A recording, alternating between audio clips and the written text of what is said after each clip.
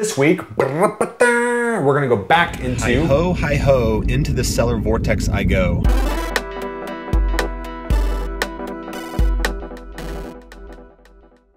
I haven't gone to see sellers for a while. I see them here and there. But this week, I got a call on Monday from somebody who I bought their house 2 years ago. She called me up and said, "You bought my mother-in-law's house." She said, "Now my mom actually needs to sell her house. Are you still interested?" I said, "Yeah." So it didn't come through our normal channels. It came to me directly. So what did I do? Some of you may know I'm part of House Flipping Formula, Justin Williams and I.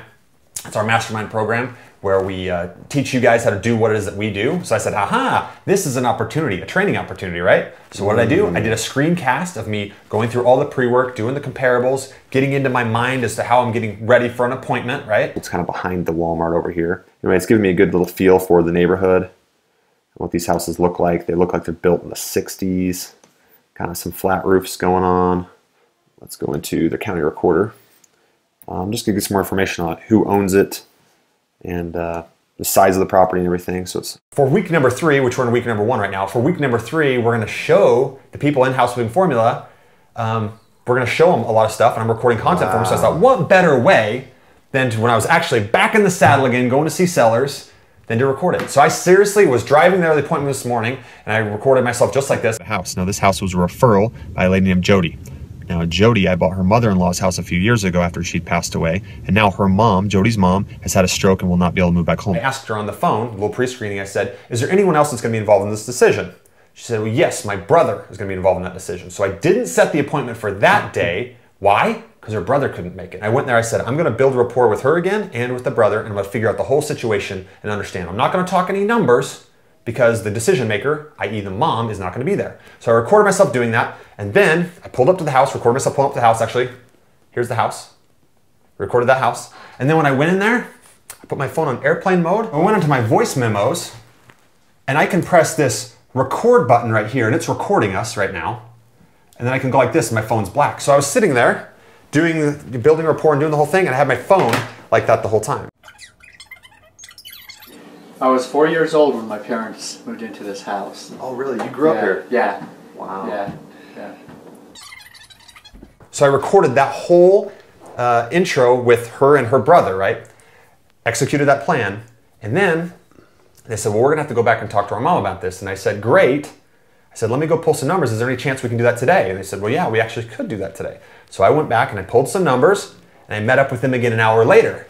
So I actually recorded myself before going there and said, here's my plan with going in to talk to the mom. What I learned about Dorothy, though, is she's a real penny pincher. She counts the nickels and dimes. She wants the receipt back, so she's probably gonna need to be one that's convinced with the numbers. Might need to show her why her house is worth what I think it's worth. So, By the way, you guys, people make fun of Andy for recording everything. Record everything. Because we do, and he does, and he's But I recognize so many people want to be a fly on the wall for what exactly did you do? What exactly did you say? So I recorded everything right there, right? I think I've got to be under 120. I'd like to get a contract between 110, 115. I'd love it under 110. I have a feeling I'm gonna have to educate her a little bit on the values. So we'll see. I'd love to get a contract today, but if I'm feeling like there's competition, I'm feeling like if they want to shop me, then I might pull back and be very vague. So I had that plan. So I went in there to execute the plan, and what do you think I did? You are correct. The whole thing. I recorded the whole thing and put it right there.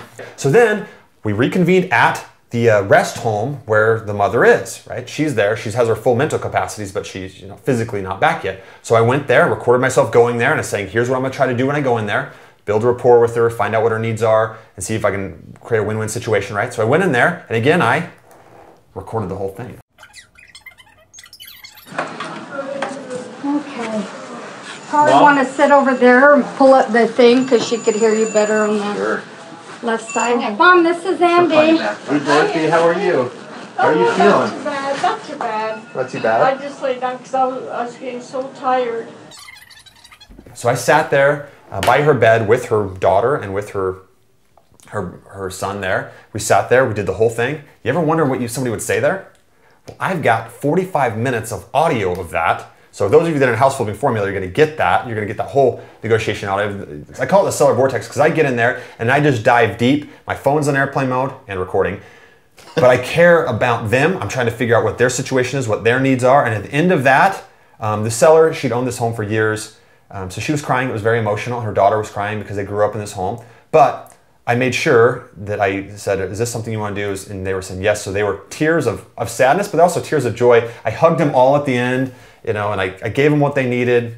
And it worked out for all of us. Don't you often find when you're in that experience, I mean, it's been a while, but today you got to experience it again. Don't you often find that you lose track of time as well? Oh, I absolutely lose track of time when I'm there because I'm just focused, extremely focused on them. I try to put myself in their shoes and absolutely be 100% there for them. You're so there for them. I'm there for them. I love it. So at the end of that, it ended with hugs and it ended with gratitude on both on my side and on their side. And I left there going like, I miss it a little bit. And at the end of that, what did I do?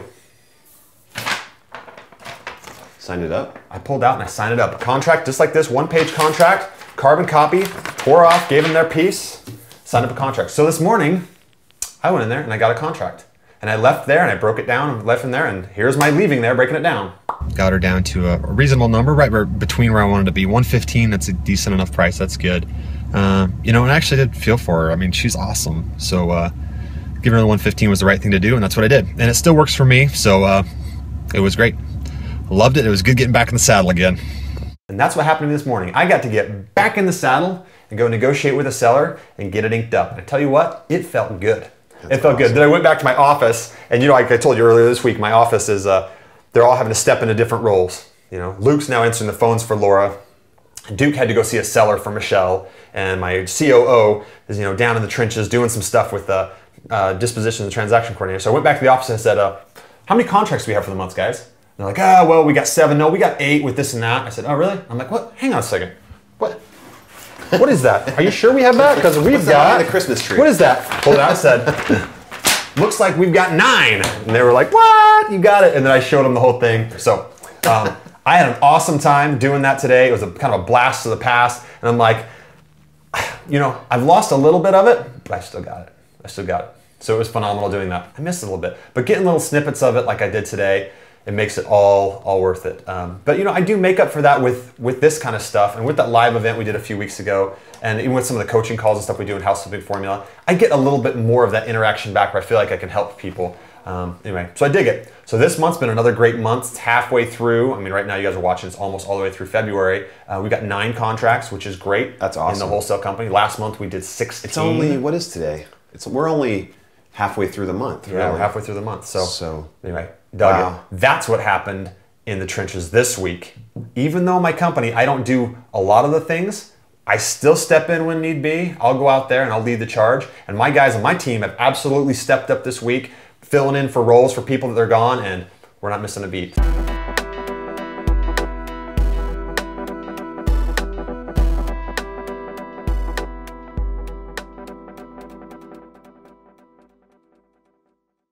So here's my question for you. Have you ever experienced what we experienced this week? Basically, you have to fill in for somebody else's shoes, and after filling in for those shoes, you get a new respect where you're like, I'll take my old job back because I didn't recognize how tough that their job was. Because that's exactly what we experienced at Treehouse Investments this week. So let me know in the comments if you've ever experienced that. But today, I'm feeling gratitude all around, especially for my team.